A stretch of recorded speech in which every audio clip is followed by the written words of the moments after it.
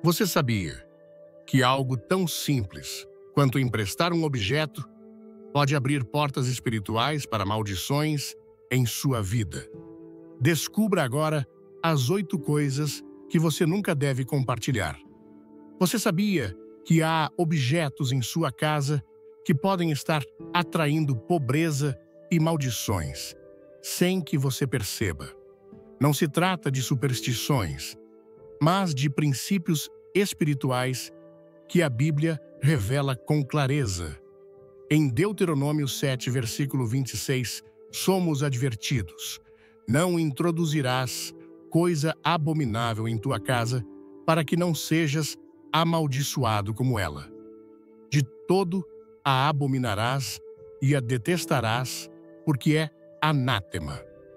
Essa instrução contundente não se refere apenas a ídolos ou imagens, mas a tudo que representa desobediência ou impureza diante de Deus. Hoje aprofundaremos nesse tema pouco falado, mas extremamente importante. Mostraremos como certos objetos, quando emprestados ou retirados do lar, podem abrir portas espirituais para a escassez, a ruína e a opressão. Revelaremos os princípios bíblicos que te ajudarão a proteger sua vida e seu lar de influências que muitas vezes passam despercebidas. Você está pronto para entender o que Deus reservou para você? Prepare-se para descobrir como alinhar seu lar com a vontade divina e fechar as brechas espirituais que podem estar afetando sua vida. Antes de começar, deixe um nos comentários se você quer proteger sua casa de maldições. Curta, compartilhe e veja até o final para uma revelação chocante. Desde o princípio dos tempos, Deus estabeleceu princípios espirituais invisíveis que governam nossas vidas de maneiras que nem sempre compreendemos à primeira vista. O que você possui, o que guarda em seu lar e o que permite que entre ou saia dele não é um simples detalhe material. Isso tem implicações profundas no âmbito espiritual. Em Deuteronômio 7, versículo 26, a advertência é clara: não introduzirás coisa abominável em tua casa, para que não sejas amaldiçoado como ela. De todo a abominarás e a detestarás, porque é anátema. Esse versículo, que pode parecer extremo para nossos dias, encerra uma verdade poderosa e esquecida. Existem objetos, pertences e elementos que não apenas carregam história, mas também maldição. Não entender isso é abrir a porta para consequências espirituais que se manifestam em formas como ruína, desordem, pobreza e perda de paz. Muitas vezes pensamos que nossa luta é apenas contra circunstâncias ou decisões humanas, mas a Escritura revela algo mais profundo. Em Efésios 6, versículo 12, Paulo declara: porque não temos luta contra carne e sangue, mas contra principados, contra potestades, contra os dominadores das trevas deste século. Quando em sua casa começam a se manifestar ciclos inexplicáveis de perdas financeiras, doenças recorrentes, discussões constantes ou um ambiente de opressão, muitas vezes não é por acaso. Às vezes, não se trata de um problema emocional, mas espiritual. Algo entrou em seu espaço sagrado. Algo que você nunca deveria ter permitido que cruzasse o limiar de sua porta. E não se trata apenas do que você deixa entrar, mas também do que permite que saia, porque até mesmo o que você empresta pode se tornar um canal de transferência espiritual se não houver discernimento. A Bíblia nos mostra ao longo de sua história exemplos claros de como objetos aparentemente insignificantes, desencadearam consequências catastróficas. Um dos casos mais impactantes está no livro de Josué, quando o povo de Israel, após conquistar Jericó, recebeu a instrução específica de não tomar nada do despojo, pois tudo deveria ser destruído. Acã, um homem do povo, desobedeceu, tomando um manto babilônico prata e ouro e os escondeu em sua tenda. Esse ato, que parecia secreto, provocou uma cadeia de derrotas para todo Israel. Quando Josué buscou a causa, Deus revelou o pecado oculto e disse com clareza em Josué 7, versículo 11: Israel pecou e até transgrediu o meu pacto que lhes ordenei. Por isso, os filhos de Israel não poderão resistir aos seus inimigos. Acã trouxe um ídolo para sua casa, nem uma estátua. O que ele levou foi a cobiça materializada em objetos, coisas que Deus havia declarado proibidas. Isso foi suficiente para contaminar todo o seu acampamento. Essa história não é uma fábula moral, nem uma alegoria. É uma advertência viva. O que você introduz ou guarda pode contaminar sua atmosfera espiritual. Muitos crentes hoje ignoram esse princípio, abrindo portas para objetos que foram usados em práticas ocultas, rituais, ou que provêm de fontes com uma carga espiritual negativa. Uma simples figura decorativa, comprada em um mercado estrangeiro, uma peça de roupa usada que foi benzida ou consagrada em um contexto pagão, um livro de filosofia contrária à palavra, podem estar funcionando como pontos de contato para uma influência maligna em sua vida. Na maioria das vezes, esses objetos não se manifestam imediatamente. É sua presença contínua silenciosa que começa a erodir, pouco a pouco, sua paz, suas finanças, sua saúde e seus relacionamentos. A Escritura é clara a esse respeito. No livro de Atos, quando o Evangelho começou a impactar Éfeso, muitos dos novos crentes compreenderam que não podiam continuar vivendo uma vida dividida entre a fé e suas antigas práticas. Em Atos 19, versículo 19, lemos: muitos também, dos que haviam praticado magia, trouxeram seus livros e os queimaram diante de todos. E calculado o preço deles, achou-se que era de 50.000 peças de prata. Esses homens e mulheres não tentaram vender os livros, nem os emprestaram, nem os doaram. Eles os destruíram.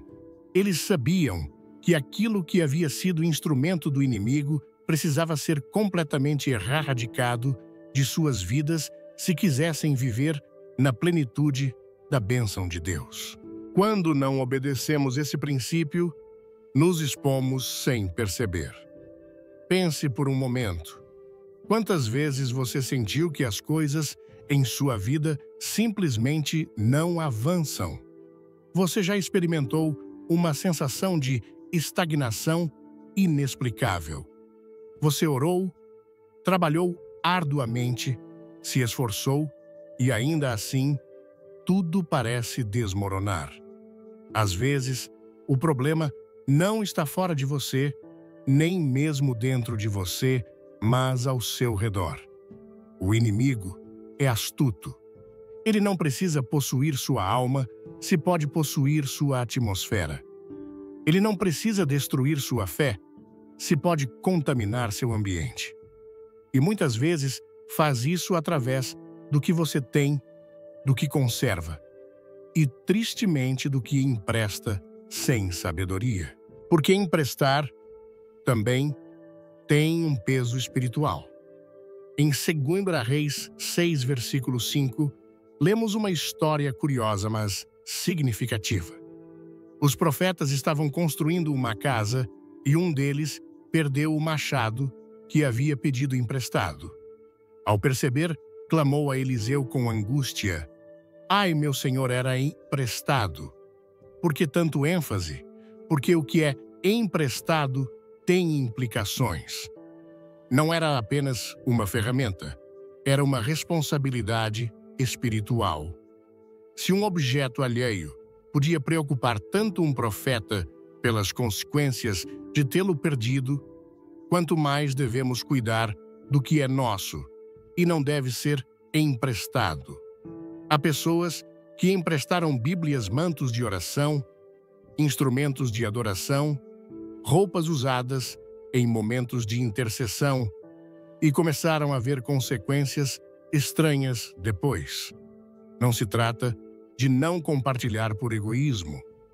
Trata-se de entender que há coisas que Deus te deu para estarem sob seu domínio, não para transitarem por ambientes que você não controla. Gostou do tema? Comente fogo e inscreva-se no canal. Não perca o final. Tem uma surpresa espiritual que vai mudar sua visão. Jesus mesmo nos ensinou a importância da santidade do espaço. Quando entrava em uma casa, muitas vezes, primeiro, abençoava.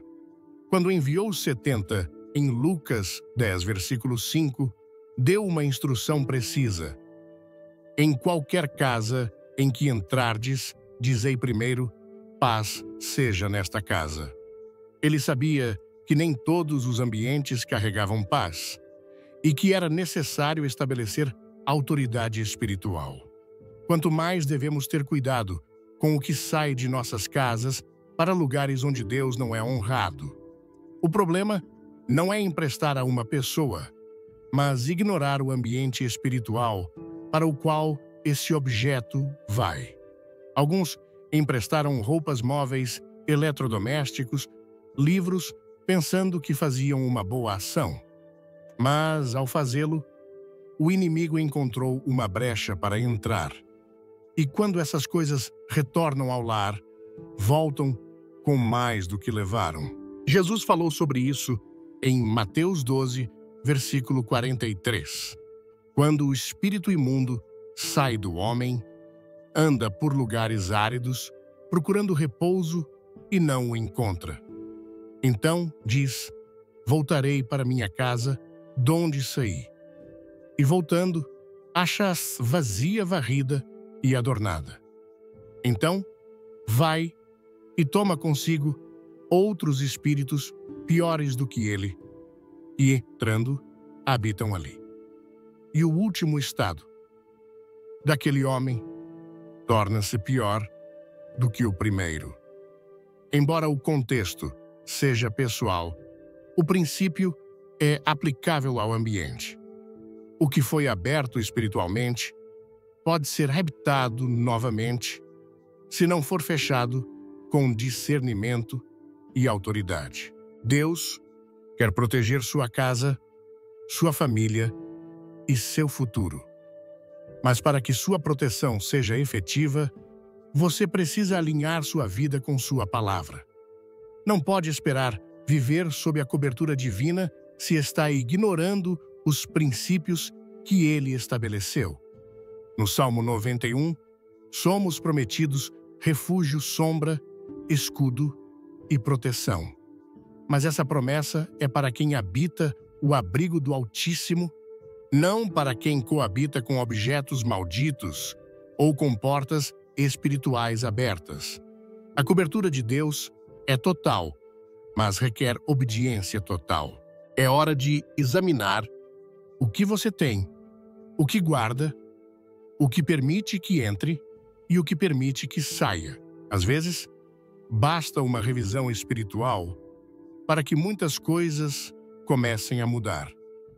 Quando Ezequias, rei de Judá, recebeu em sua casa os enviados de Babilônia, mostrou todos os seus tesouros, suas armas, seus utensílios. O que parecia uma simples cortesia tornou-se a semente de uma tragédia futura. O profeta Isaías veio a ele com uma mensagem de juízo em 2 Reis 20, versículo 17. Eis que virão dias em que tudo o que há em tua casa será levado à Babilônia, sem que fique coisa alguma. O que você compartilha sem discernimento hoje pode ser a causa de sua perda amanhã.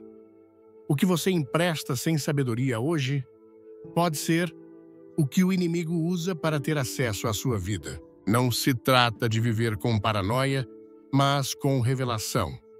Deus não quer que você tema, mas que entenda, que desperte espiritualmente, que não pense que por ser pequeno, o poder de um objeto é menor. Não subestime o impacto espiritual do que você tem por perto. Casas onde tudo está limpo, organizado, decorado com excelência, mas espiritualmente estão carregadas de opressão, porque conservam objetos que nunca deveriam ter entrado. Há pessoas que oram, jejuam, servem, mas não entendem, porque não prosperam. A razão é simples. Enquanto houver anátema no acampamento, a bênção de Deus se detém. Esse princípio não mudou. A santidade continua sendo a chave para a presença de Deus. A limpeza espiritual de seu lar é parte dessa santidade. Hoje é o momento de fazer uma revisão profunda, não apenas de seu coração, mas também de suas posses. Pergunte ao Espírito Santo: há algo aqui que não deveria estar? Emprestei algo que nunca deveria ter saído. Há objetos em minha casa que carregam uma história que contradiz tua palavra. Quando você abrir essa porta de discernimento, Deus te revelará mais do que você imagina. E quando começar a obedecer, verá como a atmosfera muda. Porque onde há santidade há presença, e onde há presença há provisão, paz e proteção. Algo que muitos ignoram, mas que no mundo espiritual tem um peso determinante, é que as roupas e os objetos pessoais que usamos não são meramente materiais, mas extensões de nossa presença espiritual. A Bíblia não trata esses elementos como assuntos superficiais. Desde o Antigo Testamento, vemos como Deus instruiu seu povo sobre a santidade, inclusive nas vestimentas. Em Êxodo 28, descreve-se minuciosamente a roupa do sumo sacerdote, não apenas por seu valor estético, mas por sua carga simbólica espiritual. Cada peça tinha um propósito, um significado e uma influência direta sobre a função espiritual que o sacerdote desempenhava. Se isso era válido para os ministros do Antigo Pacto, quanto mais deve importar para aqueles que hoje são templo do Espírito Santo. As roupas que usamos, os objetos pessoais que portamos ou guardamos, até mesmo os acessórios que mantemos com afeto, podem ser canais de bênção ou de opressão espiritual. Não se trata de adotar uma postura supersticiosa, mas de entender que a Bíblia revela uma dimensão onde o físico e o espiritual estão intimamente conectados. Em Marcos 5, versículos 27 e 29, uma mulher enferma com um fluxo de sangue por 12 anos tocou o manto de Jesus e no mesmo instante foi curada. Não foi o manto em si, mas o poder de Deus operando através de um objeto que estava impregnado com sua presença. Isso nos demonstra que as coisas materiais podem transportar o espiritual, seja para o bem, seja para o mal. Quando uma pessoa guarda em sua casa roupas que foram usadas em contextos de pecado, idolatria ou escuridão, está permitindo que essas memórias espirituais permaneçam ativas em seu ambiente. Há roupas que foram usadas em práticas sexuais fora do desígnio de Deus, em ambientes de violência, em rituais espirituais impuros e que ainda carregam a atmosfera do que foi vivido com elas. A pessoa pode ter esquecido o evento, mas o objeto conserva a memória espiritual. Assim como a roupa de Elias foi tomada por Eliseu como símbolo de transferência de unção, em 2 Reis 2, versículos 13 e 14, também existem transferências negativas que podem operar através de objetos aparentemente comuns. Quer aprender a blindar sua vida? Deixe um like, comente amém e fique até o fim para um segredo que Deus reservou para você. O problema se agrava quando essas roupas ou acessórios são emprestados, doados ou simplesmente descartados sem discernimento. Quem, por compaixão ou hábito, entrega roupas usadas sem considerar o que essas peças podem estar carregando, pode estar participando da transferência de uma carga invisível. A Bíblia nos ensina a sermos sábios como serpentes e mansos como pombas em Mateus 10, versículo 16. E essa sabedoria também se aplica ao que compartilhamos. Quando entregamos algo que fez parte de nossas lutas espirituais, de nossos erros passados ou de ambientes contrários à santidade, sem antes tê-lo limpado espiritualmente ou descartado com direção divina, estamos participando da transferência de uma carga invisível. A palavra é clara ao mostrar que o impuro não deve ser compartilhado nem conservado. Em Levítico 13, quando se tratava de casos de lepra nas roupas, dava-se a instrução de examinar as manchas e, se confirmada a contaminação, a peça deveria ser queimada. Não era suficiente lavá-la ou separá-la. O mandato era radical, porque representava o princípio de santidade e proteção espiritual. A lepra era símbolo do pecado, e quando se manifestava em algo externo, como uma roupa, agia-se com firmeza.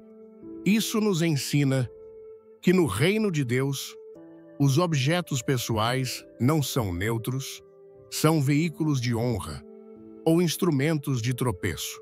Em Isaías 52, versículo 11, somos ordenados: Retirai-vos, retirai-vos, saí daí, não toqueis coisa imunda.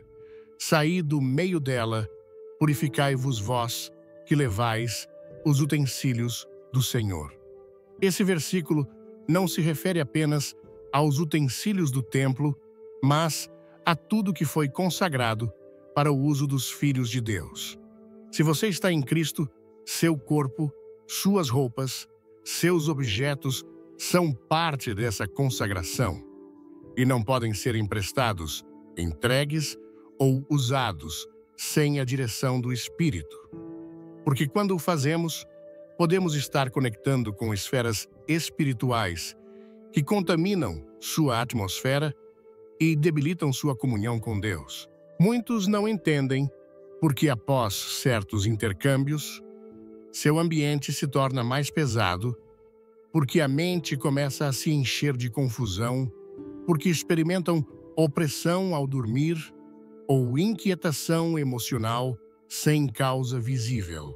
A resposta pode estar no que conservam ou no que deixaram ir, sem cobertura espiritual. Porque assim como a unção se transmite através do contato com o consagrado, também a carga do pecado pode se transmitir através do contato com o contaminado.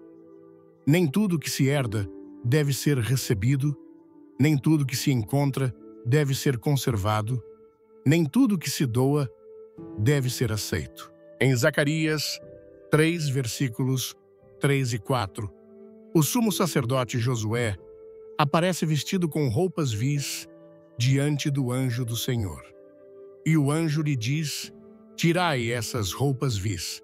Já fiz com que passe de ti a tua iniquidade e te vestirei com vestes de gala. Esse momento espiritual revela que as vestimentas eram mais que tecidos, representavam o estado espiritual do sacerdote. Nossas roupas falam espiritualmente. São uma extensão visível de nossa condição invisível. Não apenas o que usamos, mas também o que permitimos que outros usem de nós. Em muitas culturas, considera-se um ato de bondade doar roupas usadas, mas quando feito sem discernimento espiritual, pode trazer consequências. Há pessoas que, ao receberem roupas de alguém, também recebem, sem saber as batalhas, os pecados não confessados, as cargas ou as opressões de quem as possuía. Não é superstição, é uma lei espiritual que se manifesta em várias ocasiões nas Escrituras. Em Atos 19, versículos 11 e 12, Deus fazia milagres pelas mãos de Paulo. E o texto diz que até os lenços ou aventais que ele havia usado eram levados aos enfermos e as doenças os deixavam, e os espíritos malignos saíam. Como isso é possível? Porque o que estava impregnado com a presença de Deus funcionava como um canal de libertação. Esse é o princípio que também se aplica no negativo. Se o que se entrega está impregnado de pecado, será um canal de contaminação. Esse tipo de discernimento não se aprende no natural, se obtém na presença de Deus. Ele se ativa quando o crente decide viver de forma consagrada, não apenas no que faz, mas também no que possui. Em 2 Coríntios 6, versículo 17, somos chamados com firmeza: sai do meio deles e apartai-vos, diz o Senhor. Não toqueis coisa imunda, e eu vos receberei. É um chamado à separação, à pureza, à limpeza radical. Você não pode caminhar em vitória espiritual se está apegado a objetos, roupas, memórias materiais que fazem parte de um passado sem redenção ou de um ambiente contrário à vontade de Deus. Até no Novo Testamento, Jesus mostrou interesse pelo que as pessoas usavam.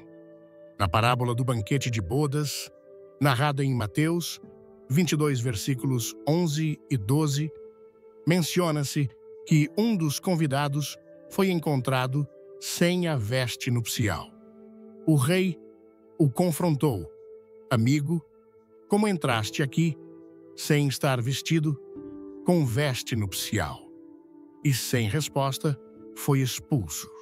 Mas além do simbolismo, essa cena revela a importância de estar revestido adequadamente diante da presença de Deus. A veste não era opcional, era parte do padrão espiritual. Assim também, nossas vestimentas físicas e espirituais devem refletir essa consagração. Antes de tudo, comente "Quero saber". Se você deseja transformar seu lar, curta, inscreva-se e não saia até o final. Tem algo incrível te esperando. Devemos ter extremo cuidado com o que permitimos que nos cubra, nos adorne ou nos acompanhe. Os acessórios também têm poder simbólico e espiritual. Não são simplesmente adornos. Na Bíblia, os anéis, os braceletes, as correntes e os mantos representavam autoridade, pacto, posição espiritual. Em Gênesis 41, versículo 42, Faraó tira seu anel da mão e o coloca na mão de José, vestindo-o com roupas de linho finíssimo. Essa transferência implicava uma elevação de posição e poder. Mas também há exemplos opostos. Em Oséias 2, versículo 13, Deus fala do juízo sobre Israel por ter usado suas joias para adorar a Baal. Ela se adornava com seus brincos e joias e seguia seus amantes, esquecendo-se de mim. Esse uso dos adornos revela uma desviação do propósito original. O que deveria ser símbolo de honra tornou-se instrumento de idolatria. É crucial entender que o que usamos não apenas nos representa, mas pode estabelecer conexões espirituais. Nem tudo que brilha provém da luz, nem tudo que se herda deve ser conservado, nem tudo que se entrega é bênção. Há uma urgência espiritual em limpar não apenas o coração, mas também o armário, a gaveta, a caixa de lembranças, o canto esquecido. Porque cada objeto, cada peça de roupa, cada acessório pode estar gritando espiritualmente algo que afeta seu ambiente sem que você perceba. A limpeza espiritual inclui discernir quais objetos devem ser eliminados, quais devem ser redimidos com oração e quais simplesmente não devem sair de sua casa. Porque há coisas que, se foram dedicadas a Deus, devem permanecer sob cobertura, não devem ser emprestadas, doadas ou usadas sem propósito.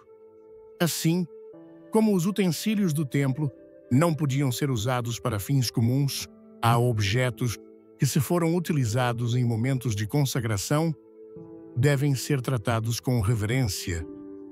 Não se pode doar uma peça de oração como se fosse uma camiseta qualquer. Não se pode entregar um objeto que foi testemunha de sua adoração como se fosse mercadoria comum. A profanação começa quando o sagrado é tratado como ordinário. O inimigo não precisa de uma estátua pagã para operar.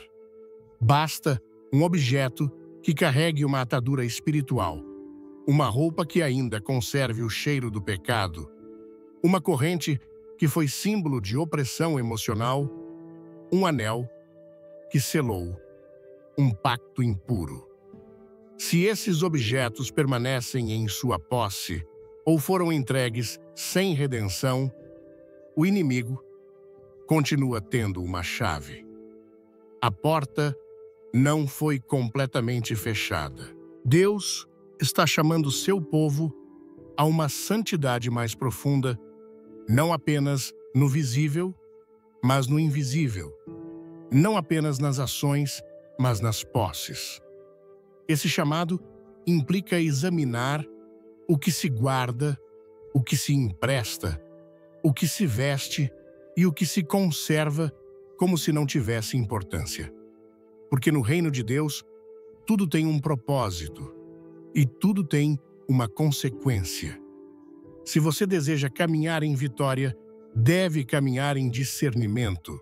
E o discernimento começa quando você permite que o Espírito Santo examine tudo que te rodeia, mesmo que pareça inofensivo.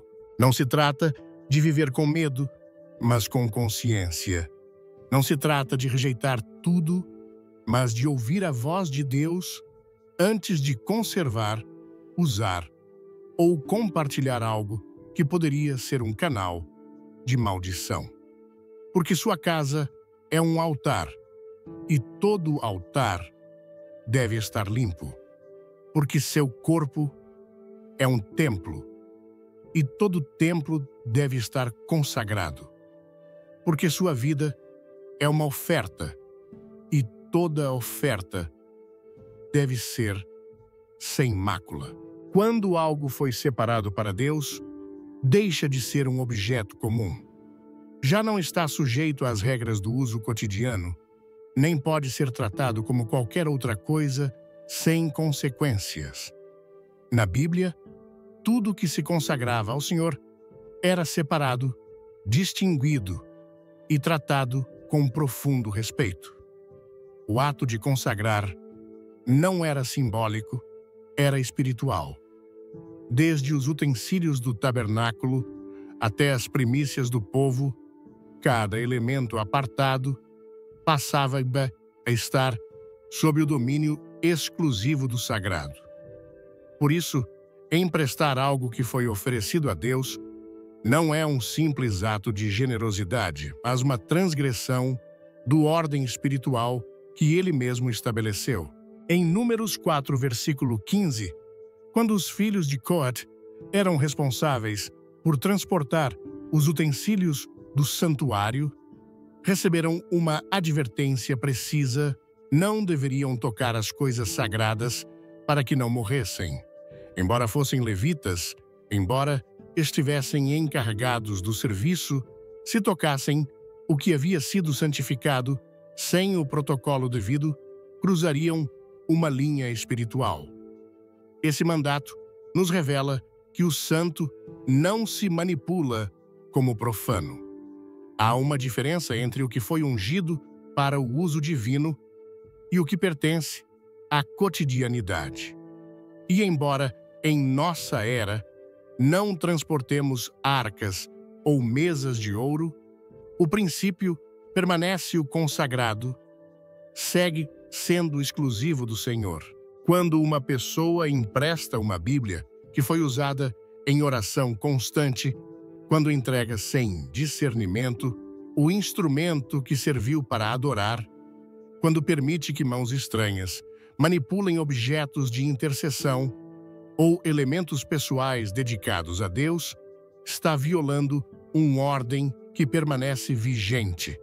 Não é o valor do objeto que importa, mas o princípio espiritual que o rege. Em Daniel 5, Belsazar cometeu um erro fatal. Ordenou que trouxessem os utensílios do templo que seu pai, Nabucodonosor, havia tomado de Jerusalém e os usou para beber vinho e louvar deuses falsos. Naquela mesma noite, o juízo de Deus caiu sobre ele. A mão de Deus escreveu na parede o fim de seu reino. Não foi por beber, foi por profaná-lo que havia sido santificado. Ei você, deixe um 2 nos comentários se está pronto para fechar portas espirituais. Inscreva-se, curta e veja até o fim para uma verdade que vai te libertar. Esse relato bíblico ilustra com clareza que o consagrado não pode ser usado com leviandade. O fato de algo estar sob seu cuidado não te autoriza a dispor dele como se fosse seu. Se você o ofereceu a Deus e o separou para um propósito santo, ele já não te pertence. Há pessoas que dedicaram instrumentos musicais à obra de Deus e depois os emprestaram para atividades seculares. Outros ofereceram recursos ao serviço do Evangelho e, mais tarde, os redirecionaram para propósitos opostos. Alguns permitiram que objetos consagrados saíssem de seus lares simplesmente por pressão ou por aparência, e sem perceber ao fazê-lo, enfraqueceram sua cobertura espiritual. Em 1 Samuel, Ana, uma mulher estéril, ora ao Senhor com angústia e faz uma promessa. Se lhe conceder um filho, ela o dedicará ao serviço do templo. Deus ouve sua oração, e quando Samuel nasce, Ana cumpre sua palavra. Ela não o retém, não o empresta, não o compartilha. Ela o leva ao templo e o deixa ali, porque compreendia que o que se promete a Deus deve ser entregue completamente. Se Ana tivesse guardado Samuel por mais um ano, se tivesse hesitado, se tivesse negociado sua entrega, teria quebrado o voto. Mas sua fidelidade marcou o início de um dos ministérios proféticos mais influentes de toda a Escritura. Isso ensina que o que se consagra não se retira. O que se aparta para Deus não se reintegra ao uso comum. Em Levítico 27 estabelecem-se leis sobre os votos e as consagrações. Ali se explica que se alguém consagrasse algo ao Senhor, mesmo que depois desejasse redimi-lo, deveria fazê-lo pagando um preço adicional. Esse detalhe destaca o peso espiritual que recai sobre o que foi dedicado a Deus. Não se pode recuperá-lo, nem utilizá-lo sem consequência. Não se trata apenas de objetos físicos, mas do princípio de honra e reverência. Quando alguém empresta o consagrado, está retirando-o do altar para colocá-lo em terreno neutro. E nesse processo, rompe o pacto espiritual de exclusividade. Muitos crentes enfrentam seca espiritual, estagnação econômica ou ataques constantes sem entender a raiz do problema. Clamam, oram, jejuam, mas não avançam. Em ocasiões, as razões estão nas brechas espirituais abertas ao ignorar esse princípio. Eles entregaram a mãos alheias objetos, recursos ou elementos que antes usavam em devoção. Desacralizaram o santo, permitindo que o que antes era canal de bênção se tornasse acesso para a contaminação espiritual. É como quando um altar é derrubado e suas pedras se dispersam. Ele deixa de ter poder porque o desígnio estabelecido por Deus foi rompido. Em Ezequiel 22, versículo 26. Deus repreende os sacerdotes porque não distinguiam entre o sagrado e o profano, nem ensinavam a diferença entre o impuro e o limpo. Essa falta de discernimento é uma porta aberta ao caos na vida do crente. Essa distinção deve ser constante. Nem tudo pode ser tratado da mesma forma. Nem tudo pode ser emprestado, nem retirado do lar, nem exposto a ambientes alheios. Porque quando o fazemos, damos lugar a uma mistura espiritual que contamina o que antes estava protegido. Um lar onde há objetos consagrados deve ser um santuário. Mas se esses objetos são retirados sem direção divina, o equilíbrio espiritual se altera. A lâmpada que antes iluminava pode se apagar, não porque Deus retirou sua presença, mas porque o fundamento de reverência que sustentava esse ambiente foi removido. Quando a Arca do Pacto foi capturada pelos filisteus, a glória de Israel foi temporariamente interrompida. Embora o povo continuasse existindo, o sinal visível da presença de Deus foi removido e foi necessária uma restituição cuidadosa para que a arca retornasse e o ordem fosse restaurado. Há uma lição espiritual que se repete ao longo de toda a Escritura. Deus honra o que é apartado para ele, mas quando esse princípio é quebrado, a bênção se detém. Em Malaquias 3, versículo 10, Deus fala das ofertas e diz: Trazei todos os dízimos ao celeiro, para que haja mantimento em minha casa, e provai-me nisto, diz o Senhor dos Exércitos, se eu não vos abrir as janelas dos céus e não derramar sobre vós bênção sem medida. O ato de consagrar o primeiro, o separado, o específico, é o que ativa as promessas de provisão. Mas se o separado se mistura, se o santo se compartilha, sem discernimento, o céu se fecha. Há coisas que devem permanecer sob cobertura, não devem ser emprestadas, não devem sair do âmbito onde foram consagradas. não porque sejam mágicas, mas porque foram sinalizadas espiritualmente para uma função específica. Na história do profeta Eliseu, quando seu servo Gezi correu atrás de Naamã para obter uma recompensa, agiu sem permissão do profeta e tomou para si objetos que não deveriam ser tocados. O juízo veio imediatamente. Eliseu lhe disse em 2 Reis 5, versículo 26, porventura é tempo de tomar prata e vestidos. E acrescentou, a lepra de Naamã se pegará a ti e a tua descendência. O castigo foi direto, porque o ordem espiritual do consagrado foi rompido. Esse princípio também se aplica à liderança espiritual. Quando um ministério, um líder, uma família consagram elementos para a obra de Deus, não podem depois usá-los para fins pessoais ou permitir que outros os utilizem fora do contexto de serviço. O que foi consagrado tem um propósito determinado, e qualquer desvio não é apenas uma falha ética, mas uma violação espiritual. O tabernáculo de Moisés foi construído com materiais doados pelo povo, mas cada peça foi consagrada com óleo, símbolo da unção.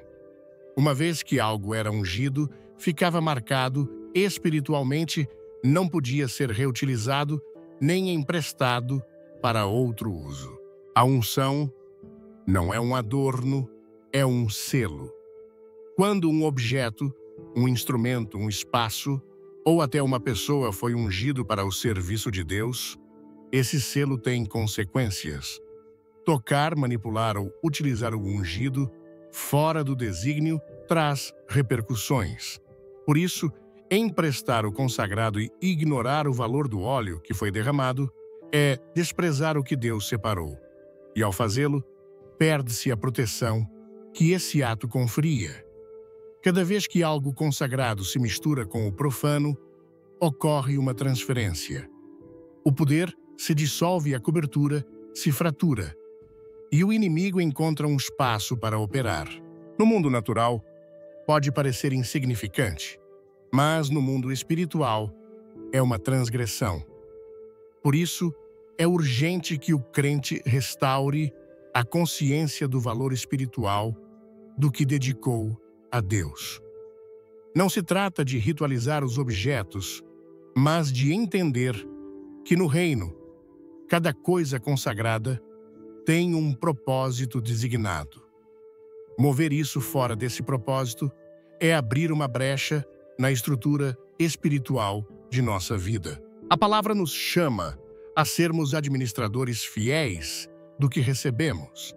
Em 1 Coríntios 4, versículo 2, diz, ora, além disso, o que se requer dos despenseiros é que cada um seja encontrado fiel.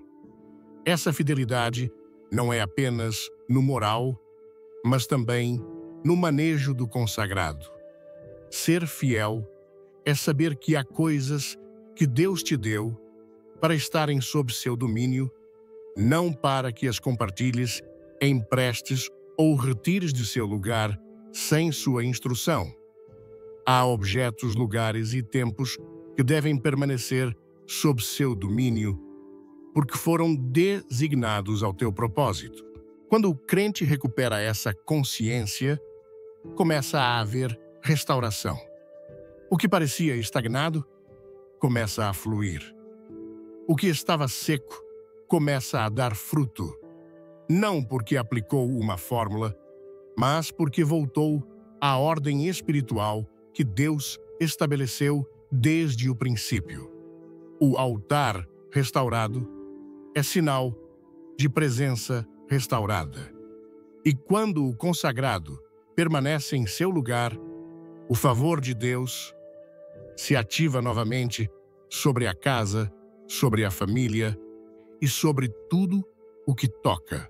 Esse chamado não é a rigidez mas a reverência. Não é a superstição, mas a santidade. Deus continua sendo Deus, e o que é dele deve ser tratado como tal. Quando você empresta o que foi apartado para o santo, não apenas corre o risco de perdê-lo fisicamente, mas de quebrar uma estrutura espiritual que te sustentava. Nem tudo que você tem é para compartilhar. Há coisas que foram postas sob seu domínio como pilares de tua atmosfera espiritual. Se quebram tudo que foi construído sobre elas, se enfraquece. Há objetos que não foram adquiridos por acaso, nem permanecem contigo por simples nostalgia. São vestígios de vínculos que, embora tenham terminado no natural, seguem vivos no âmbito espiritual. Quando você guarda coisas que pertenceram a pessoas com quem compartilhou relações marcadas pelo pecado, pela desobediência ou pela confusão emocional, está mantendo uma porta aberta. O objeto permanece, e com ele permanece também o laço invisível que une teu presente a uma parte do passado que deveria estar completamente fechada. As Escrituras não tratam esse tema como algo menor. O Senhor, em várias ocasiões, deu ao povo instruções claras para cortar completamente com tudo que estivesse associado à idolatria, à impureza ou a pactos equivocados. Em Deuteronômio 12, versículo 3, Deus ordena destruir não apenas os lugares de culto pagão, mas também os altares, os pilares, as imagens esculpidas e até queimar os objetos com fogo. Essa precisão revela uma intenção divina de erradicar não apenas as práticas, mas também os elementos materiais que pudessem evocar ou manter essas práticas ativas. Porque onde há um objeto associado a um pacto, há uma base legal no espiritual. É uma raiz visível de um contrato invisível. Pode ser um presente, uma carta, uma joia, uma roupa, uma fotografia, qualquer elemento aparentemente inofensivo, que na realidade atua como uma extensão de uma união que no plano espiritual ainda tem voz. E essa voz nem sempre abençoa. Muitas vezes acusa, interfere, reclama. Em 2 Crônicas 15, versículo 16, lemos que o rei Asa destituiu sua própria mãe, Maaca, de seu lugar como rainha-mãe, porque ela havia feito uma imagem abominável para Aserá. Asa não apenas a removeu de sua posição, mas também cortou e queimou a imagem no ribeiro de Cedron. Esse ato não foi simbólico. Representou uma limpeza completa de tudo que ela havia introduzido no âmbito de autoridade espiritual de Judá. O princípio aqui revelado é contundente. Não basta romper o vínculo humano. Também é preciso eliminar qualquer rastro material que sustente esse vínculo desde o mundo natural. Quando se conservam objetos ligados a relações passadas, especialmente relações que não estiveram sob a bênção de Deus, perpetua-se uma conexão que interrompe o avanço espiritual. Embora a relação tenha terminado, embora se tenha pedido perdão, embora a pessoa já não esteja presente, se os elementos físicos continuam, a influência também pode continuar, porque no espiritual, o que não se cancela conscientemente permanece como uma porta aberta. Em Isaías 30, versículo 22, há uma imagem poderosa sobre esse princípio. O povo, ao voltar-se novamente para Deus, recebe esta instrução: então profanareis a cobertura das tuas esculturas de prata e o revestimento das tuas imagens fundidas de ouro. Tu as lançarás fora como coisa imunda. Dir-lhes-ás foras. Não se tratava apenas de renunciar no coração, mas de descartar fisicamente tudo que representasse uma aliança contrária à vontade de Deus. Há relações que foram marcadas pelo pecado, pela mentira ou pelo desordem espiritual. Nessas conexões, houve entregas emocionais físicas e espirituais. Cada gesto, cada objeto, cada intercâmbio material tem o potencial de carregar uma memória espiritual. A Bíblia expressa isso claramente em Provérbios 6, versículos 27 e 29. Pode alguém tomar fogo no seu seio, sem que suas vestes se queimem, ou andará sobre brasas, sem que seus pés se queimem? A pergunta não busca uma resposta, mas declara uma verdade. Não é possível participar de algo impuro sem sofrer consequências. E essas consequências não se limitam ao momento da transgressão. Às vezes, o que ficou guardado é o que mantém acesa a chama da destruição, não por força, mas por direito legal. O inimigo não precisa estar presente fisicamente para operar. Basta-lhe encontrar um ponto de contato. Quando um objeto se torna esse ponto, estabelece-se uma plataforma espiritual sobre a qual podem se sustentar argumentos que afetem sua vida, suas emoções, sua economia, sua mente e suas decisões. No livro de Gênesis, quando Jacó decide purificar sua casa para encontrar-se com Deus em Betel, a primeira coisa que faz é ordenar que se tirem os deuses estranhos, os pendentes e tudo que tivesse relação com práticas estrangeiras.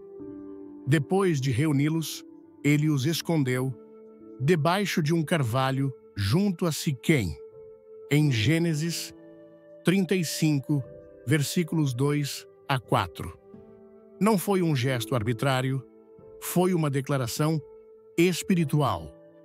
Ele sabia que não podia subir a Betel com objetos contaminados, porque não se pode habitar a presença de Deus enquanto se guardam elementos do passado que negam sua santidade. A quem experimente ciclos repetitivos de tristeza, confusão ou até crises emocionais sem uma causa visível, a raiz está nos vínculos não completamente rompidos, a roupa que ainda tem o perfume de alguém que já não faz parte do propósito de Deus, as cartas que evocam palavras pronunciadas sob uma atmosfera de pecado, os objetos entregues em momentos de paixão, fora do ordem divino, tudo que esteve envolvido em uma união ilegítima pode conservar uma marca.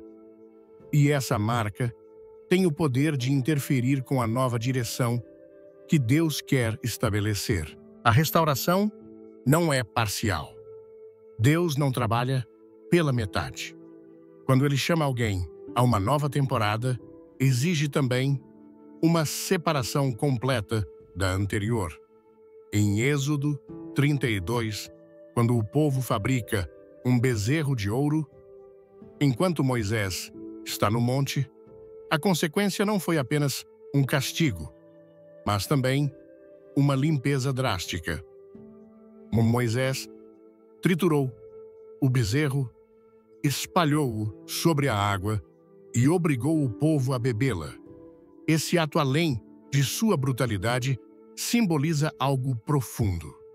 O que fez parte do pecado não podia ser recuperado nem reutilizado.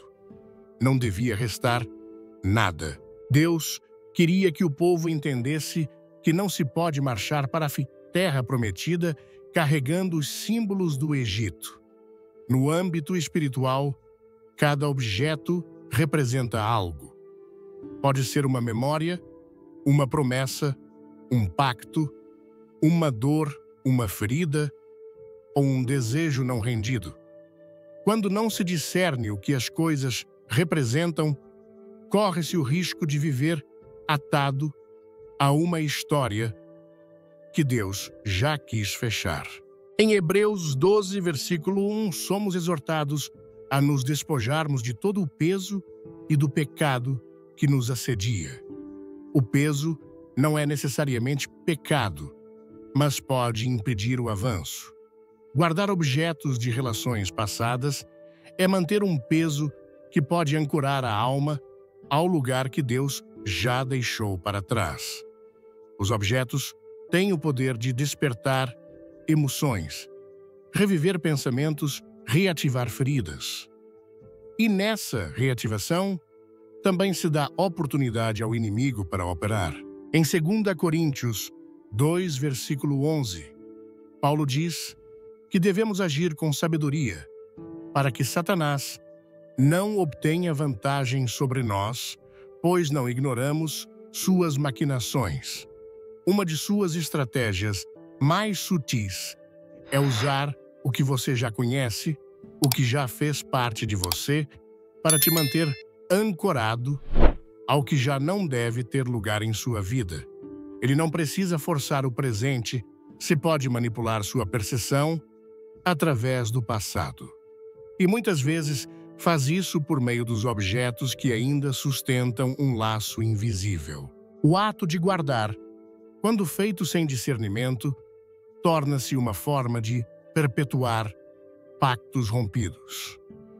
Quando Deus estabelece um novo tempo, demanda uma limpeza.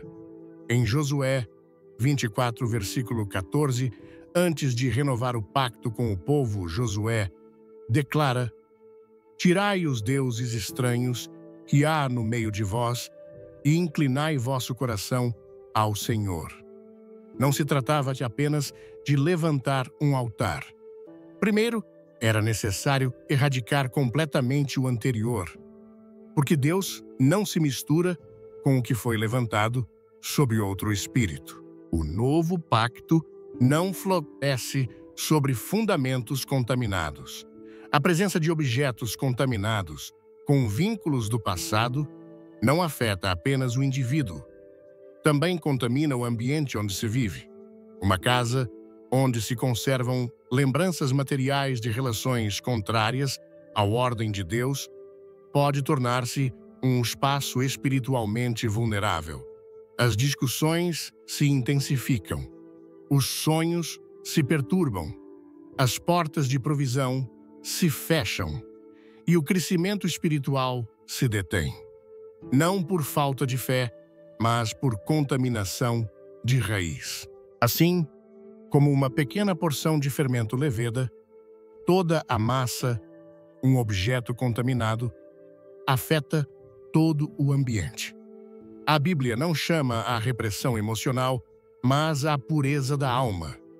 Não se trata de negar o vivido, mas de discernir o que deve ser eliminado para avançar com liberdade.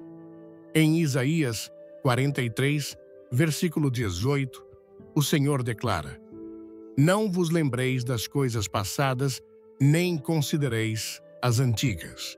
Eis que faço coisa nova. Essa promessa é condicional, só pode se cumprir em um terreno onde as coisas passadas já não governam. Se algo material conserva autoridade emocional ou espiritual sobre você, é sinal de que ainda não deu o passo definitivo para o novo. O coração humano tende a se apegar ao visível, especialmente quando o invisível ainda dói. Mas no reino, o avanço requer desprendimento. O apego ao que Deus já pediu para deixar pode tornar-se uma forma de desobediência. E onde há desobediência não há bênção. Não é uma questão de sentimentalismo, é uma questão de legalidade espiritual. Enquanto o inimigo tiver uma porta aberta, a opressão terá direito. E muitas vezes, essa porta é uma gaveta fechada que guarda o que nunca deveria ter sido conservado. Deus não te chama a esquecer, mas a liberar. Não te chama a apagar a história, mas a fechar o ciclo. E essa cura, muitas vezes, começa com um ato físico de obediência: tirar, queimar, destruir, descartar. Não com ódio, mas com entendimento. Não com rancor, mas com resolução. Porque o que ainda está presente em forma de objeto pode estar impedindo que o que Deus preparou se manifeste. É uma decisão que rompe cadeias invisíveis e libera a atmosfera para o cumprimento do propósito. Esta é a hora de examinar o que se conserva, o que se empresta, o que se guarda, como se não tivesse valor, mas que, na realidade, sustenta pactos que Deus já revogou. Cada objeto conta uma história. A pergunta é: que história está contando sobre você? É uma história de obediência ou de resistência? É um testemunho de redenção ou uma marca do passado não resolvido? A resposta determinará o ambiente espiritual que te rodeia e o terreno sobre o qual você caminha. Quando Deus estabelece autoridade sobre uma casa, não o faz como um ato simbólico, mas como uma declaração espiritual de domínio. O lar não é simplesmente um espaço físico onde se vive, mas uma extensão do território espiritual, confiado a quem o habita. Desde o princípio, o desígnio de Deus foi que cada família funcionasse como uma unidade sob cobertura, uma esfera onde se manifestassem seu ordem, sua presença e sua bênção. Mas quando esse desígnio é quebrado, quando se permite que o que entra e sai desse espaço seja feito sem discernimento, essa autoridade se vulnera e, com ela, se enfraquece a proteção espiritual. Em Lucas 11, versículo 22, Jesus expõe um princípio-chave ao dizer: quando o homem, forte e armado, guarda o seu palácio, seus bens estão em paz. Mas se vier outro mais forte que ele e o vencer, tira-lhe todas as suas armas em que confiava e reparte seus despojos. Aqui, não se fala-se apenas de guerra física, mas de vigilância espiritual. O homem forte representa quem exerce a autoridade sobre um território, e suas armas são os princípios que o protegem. Se essas armas são menosprezadas, se o ordem é rompido, o adversário encontra uma oportunidade para entrar, despojar e dominar. Esse princípio se aplica diretamente ao lar. Quando os que habitam uma casa não exercem vigilância espiritual sobre o que guardam, o que emprestam, o que permitem ingressar, o inimigo obtém legalidade para agir. O lar deve ser um santuário. No Salmo 91, promete-se proteção, abrigo e salvação. Mas essa promessa é para quem habita o abrigo do Altíssimo. Não é uma cobertura automática. Habitar implica permanecer, implica estabelecer-se em obediência sob os estatutos de Deus.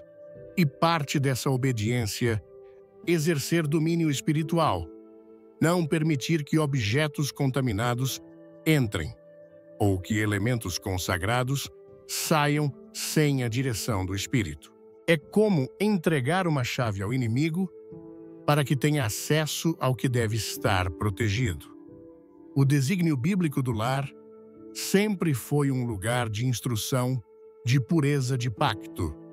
Em Deuteronômio 6, versículo 9, o Senhor instrui que suas palavras estejam no coração, mas também que sejam ensinadas em casa, que sejam escritas nos umbrais e nas portas.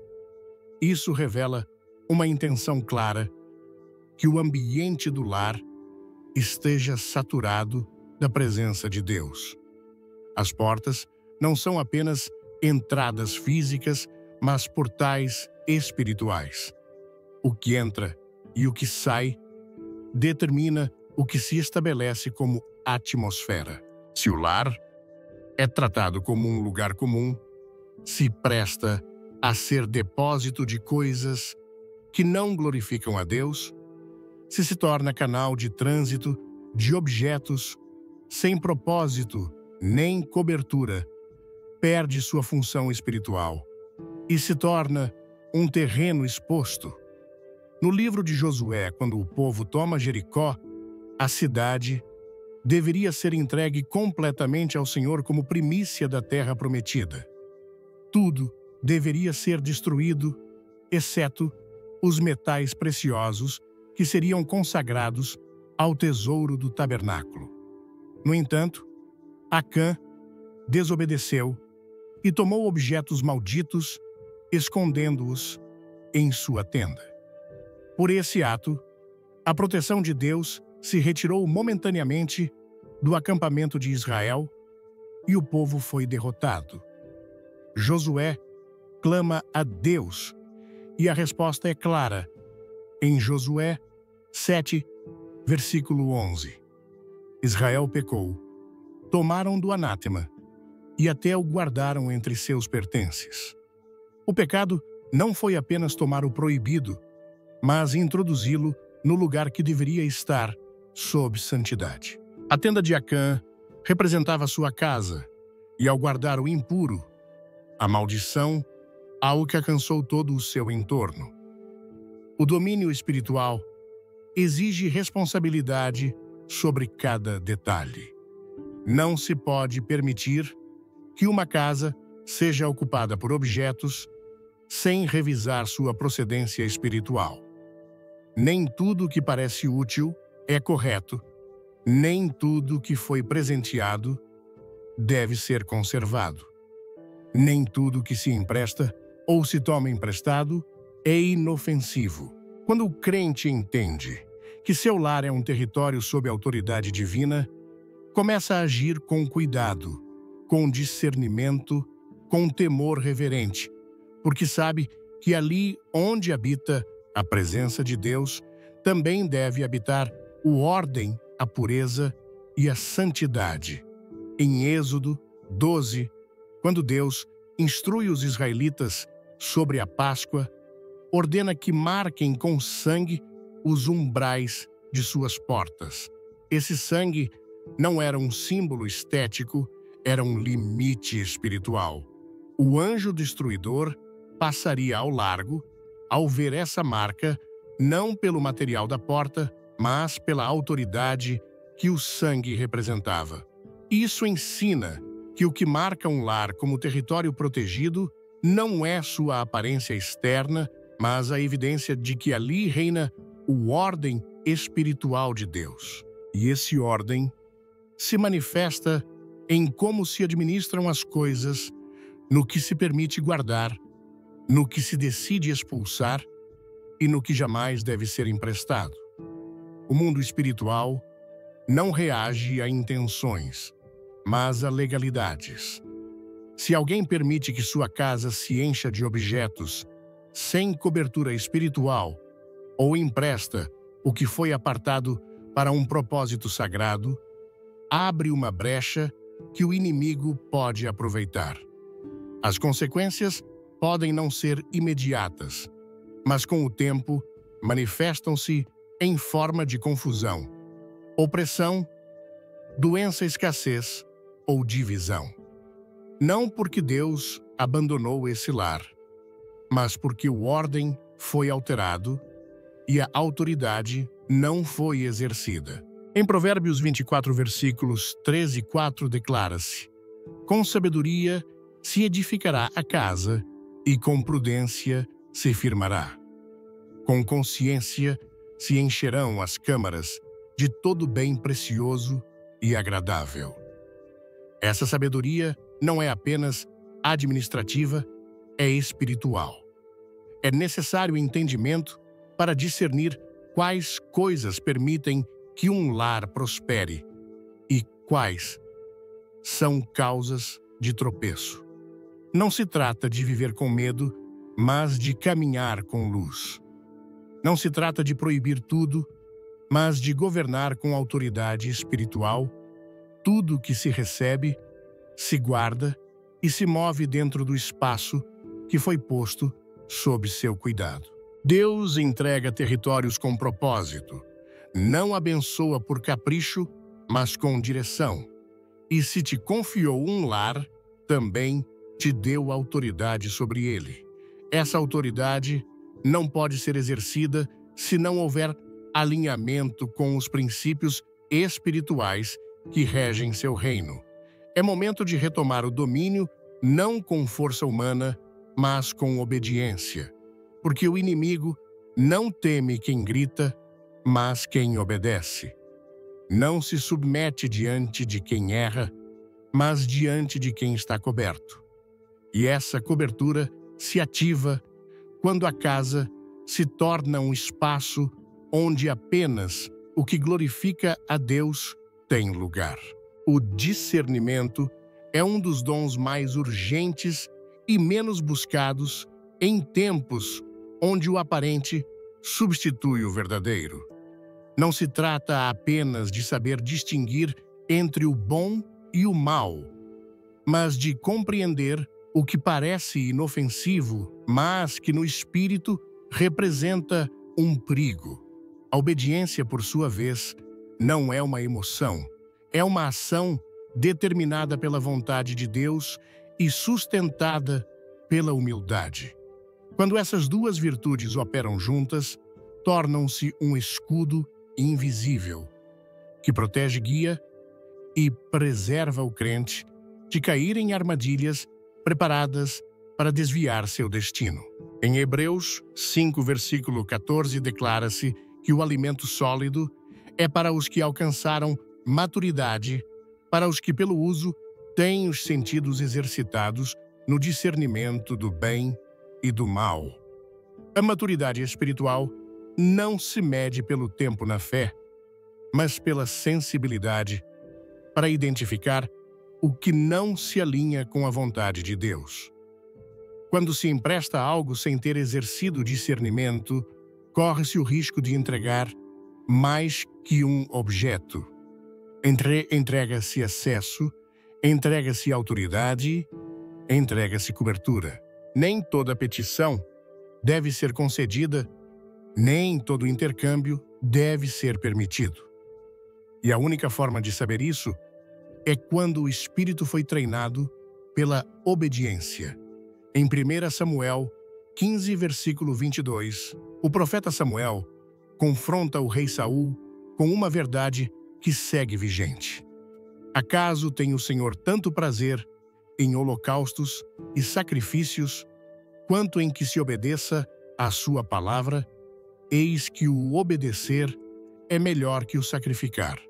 Saul acreditou que sua intenção justificava sua ação, mas Deus não mede intenções, mede obediência. Quando se empresta o que não deveria ser tocado, quando se entrega o que foi apartado, não se comete um erro humano. Rompe-se uma instrução divina, e a consequência é a perda de autoridade espiritual. O discernimento não é um privilégio reservado para poucos. É uma necessidade básica para todo aquele que quer manter sua casa, sua vida e seu propósito fora do alcance do inimigo. Deus não chama a viver com temor, mas com consciência. Em Provérbios 3, versículos 5 e 6, a palavra nos exorta: confia no Senhor de todo o teu coração e não te estribes na tua prudência. Reconhece-o em todos os teus caminhos, e ele endireitará as tuas veredas. Onde há obediência, há direção, e onde há direção, à preservação. O crente que caminha em discernimento e obedece sem negociar torna-se um muro inquebrantável. Suas decisões, mesmo as menores, estão alinhadas com o céu. E quando o céu aprova a terra, responde. O inimigo retrocede, as portas se fecham e a bênção encontra terreno fértil. Porque o que não se empresta, o que não se entrega sem direção, o que permanece sob obediência, torna-se semente de honra. Tudo que Deus te confiou tem um propósito que vai além de sua utilidade visível. Você não foi chamado a administrar objetos, mas atmosferas.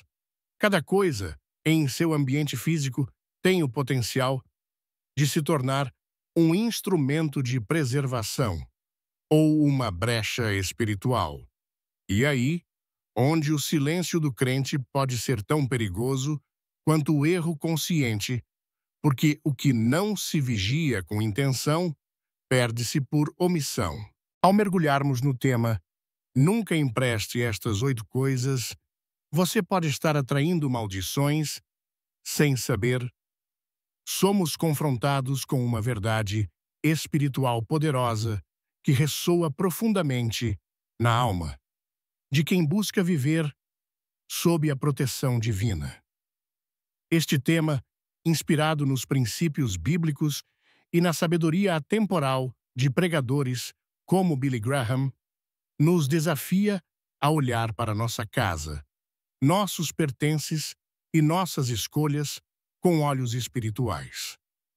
No Brasil, onde a fé é vibrante e a espiritualidade pulsa em cada canto das igrejas lotadas aos momentos de oração em família, essa mensagem ganha uma força ainda maior.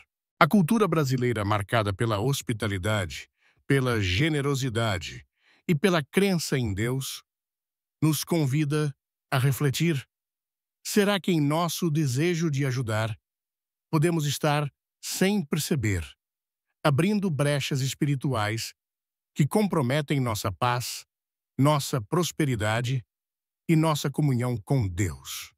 Este texto é uma jornada de reflexão sobre como aplicar esses princípios em nossa vida cotidiana com um chamado à obediência ao discernimento e à santidade para que possamos viver a plenitude das promessas de Deus. A primeira lição que extraio dessa mensagem é a importância do discernimento espiritual. A Bíblia, em Hebreus 5:14, nos ensina que a maturidade espiritual vem quando exercitamos nossos sentidos para discernir o bem e o mal. No contexto brasileiro, onde muitas vezes emprestamos objetos por bondade ou por pressão social, essa lição é crucial. Quantas vezes, por querer agradar um amigo ou familiar, entregamos algo sem considerar sua carga espiritual? Um exemplo prático. Uma Bíblia usada em momentos de oração intensa, um manto de intercessão, ou até mesmo uma roupa que marcou um momento de consagração a Deus. Esses objetos, quando saem de nosso domínio, sem a direção do Espírito Santo, podem se tornar canais para influências espirituais negativas. Aplicando isso na vida, aprendi que antes de emprestar qualquer coisa, devo orar e perguntar a Deus: Senhor, este objeto deve sair do meu lar. Ele está alinhado com tua vontade. Essa prática simples, mas poderosa, protege meu lar e minha família de brechas espirituais. No Brasil, onde a oração é parte do cotidiano, reservar um momento para buscar esse discernimento pode transformar nossa maneira de lidar com o que possuímos. Outra lição fundamental é a santidade do lar como um altar. A cultura brasileira valoriza o lar como um espaço sagrado onde famílias se reúnem para celebrar, orar e compartilhar a vida. Mas como vimos, objetos que guardamos ou emprestamos podem alterar a atmosfera espiritual desse espaço. Em Deuteronômio 7:26, Deus adverte: não introduzirás coisa abominável em tua casa, para que não sejas amaldiçoado como ela. Isso me fez refletir sobre quantos objetos em minha casa, desde uma peça decorativa comprada em uma viagem até uma roupa herdada, podem estar carregando histórias que não glorificam a Deus. A aplicação prática é clara: fazer uma revisão espiritual do meu lar. No último mês, dediquei um dia para examinar cada canto da minha casa com oração, perguntando ao Espírito Santo: há algo aqui que não deveria estar. Encontrei itens que, embora parecessem inofensivos, estavam ligados a momentos ou pessoas que não estavam alinhados com a vontade de Deus. Seguindo o exemplo de Atos 9:19, onde os novos crentes queimaram seus livros de magia, decidi descartar esses objetos com oração, declarando a autoridade de Cristo sobre meu lar. Essa limpeza trouxe uma paz renovada, como se o ambiente respirasse a presença de Deus. Além disso, aprendi a importância de não tratar o consagrado como comum. No Brasil, onde gestos de generosidade são valorizados, muitas vezes emprestamos ou doamos objetos sem considerar seu significado espiritual. A história de Acã e Josué 7:11 me marcou profundamente. Ele guardou objetos proibidos em sua tenda, e isso trouxe maldição não apenas para ele, mas para todo o povo de Israel. Aplicando isso à minha vida, percebi que objetos consagrados como um violão usado para louvor ou uma Bíblia marcada por anos de estudo não devem ser emprestados levianamente. Recentemente, uma amiga pediu emprestado um manto que uso em momentos de oração. Antes eu teria cedido sem pensar. Mas, após essa mensagem, orei e senti que deveria guardá-lo, pois ele carrega uma unção específica para minha vida espiritual. Em vez de emprestar, ofereci uma oração por ela, mantendo a santidade do que Deus me confiou. Essa decisão trouxe paz ao meu coração e me ensinou que até a obediência a Deus é mais importante que agradar pessoas. Outro aprendizado poderoso é sobre a transferência espiritual através de objetos. Em Marcos 5:27-29, a mulher com fluxo de sangue foi curada ao tocar o manto de Jesus, mostrando que objetos podem carregar poder espiritual para o bem ou para o mal. No Brasil, onde a troca de roupas usadas ou presentes é comum, especialmente em comunidades mais humildes, essa verdade exige cuidado. Certa vez, recebi uma peça de roupa de uma pessoa que mais tarde descobri estar envolvida em práticas espirituais contrárias à fé cristã. Após usá-la, comecei a sentir uma opressão inexplicável. Inspirado por essa mensagem, orei, ungi a peça com óleo e a descartei, pedindo a Deus que quebrasse qualquer laço espiritual.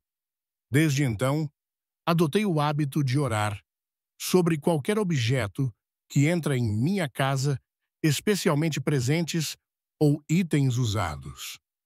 Isso não é superstição, mas uma prática de sabedoria espiritual que ressoa com a fé fervorosa do povo brasileiro, que acredita no poder da oração para transformar realidades. A mensagem também me ensinou a fechar ciclos do passado. Em Isaías 43:18, Deus diz: Não vos lembreis das coisas passadas, nem considereis as antigas. Eis que faço coisa nova. Muitas vezes guardamos objetos que nos conectam a relacionamentos ou momentos que não glorificam a Deus, como uma joia de um antigo namoro marcado por pecado ou uma carta que evoca memórias dolorosas. No Brasil, onde o apego emocional é forte, isso pode ser um desafio. Recentemente encontrei uma caixa com lembranças de uma fase difícil da minha vida. Embora doesse, decidi queimá-las em um ato de obediência, orando para que Deus cortasse qualquer vínculo espiritual. O resultado foi uma liberdade que não sentia há anos. Aplicar isso significa não apenas descartar objetos, mas também perdoar, liberar e confiar que Deus está escrevendo um novo capítulo. Por fim, a mensagem reforça a autoridade espiritual do crente.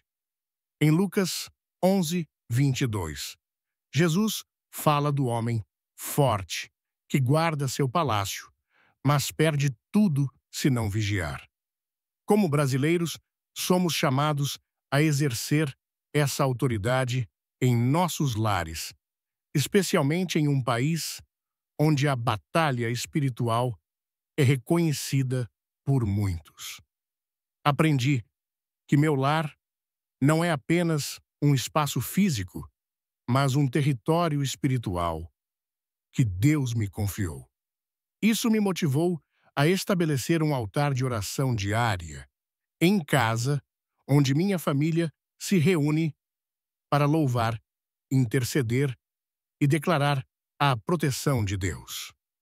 Também passei a ser mais intencional sobre o que permito entrar ou sair orando antes de qualquer decisão. Essa prática fortaleceu nossa fé e trouxe unidade, algo que ressoa com o valor brasileiro da família como base da vida. Essas lições não são apenas teóricas, elas transformam a maneira como vivemos.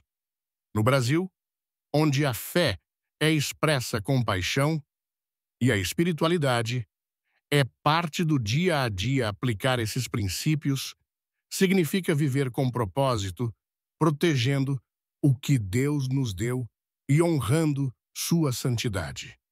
A mensagem de Billy Graham nos lembra que Deus deseja que caminhemos em vitória, mas isso exige obediência, discernimento e coragem para romper com o que não o glorifica.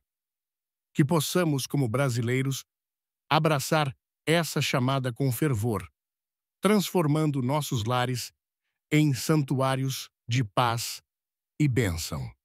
Se essa mensagem tocou seu coração, deixe um amém nos comentários e compartilhe com quem precisa ouvir essa verdade. Curta o vídeo, inscreva-se no canal e ative o sininho para não perder nenhuma revelação. Fique até o final, porque há uma surpresa espiritual que pode mudar sua vida. Vamos juntos fechar as portas do inimigo e abrir as janelas do céu sobre nossos lares